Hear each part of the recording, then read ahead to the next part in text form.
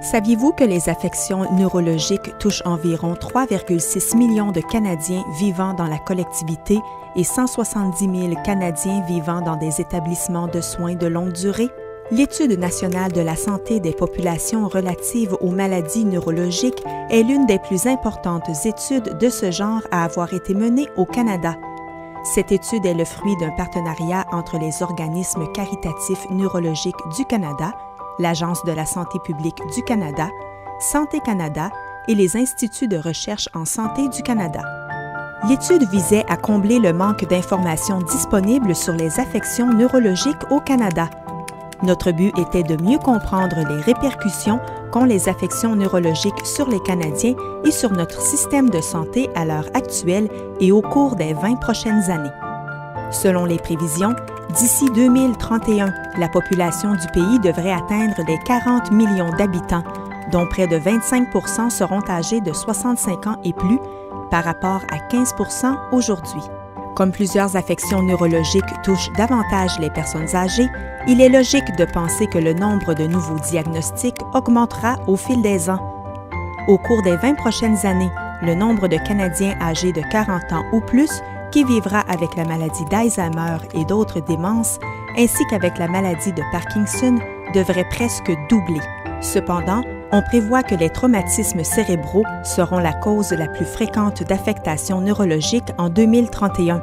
Un traumatisme cérébral peut arriver à n'importe qui, notamment à la suite d'une chute. Suivront ensuite la maladie d'Alzheimer et d'autres démences, puis l'épilepsie.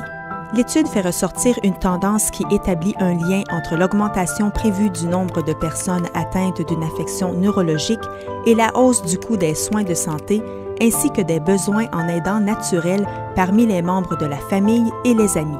Au cours des 20 prochaines années, on prévoit que le coût annuel total des soins de santé à prodiguer aux Canadiens souffrant d'une maladie neurologique augmentera du double pour les personnes atteintes de la maladie d'Alzheimer et autres démences et de la maladie de Parkinson.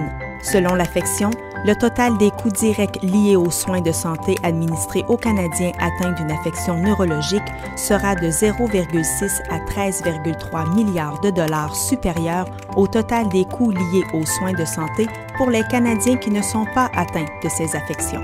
Si les innovations en matière de soins, de prévention et de traitement pouvaient réduire l'utilisation de soins de santé par les Canadiens atteints d'une affection neurologique à un niveau semblable à celui des personnes qui n'en sont pas atteintes, beaucoup de ressources pourraient éventuellement servir à répondre à d'autres besoins. À l'heure actuelle, de nombreux membres de la famille, amis et voisins prodiguent des soins informels aux personnes vivant avec une affection neurologique. Les besoins au niveau des soins devraient se maintenir et probablement augmenter au fil des ans. Réduisons le fardeau des affections neurologiques au Canada.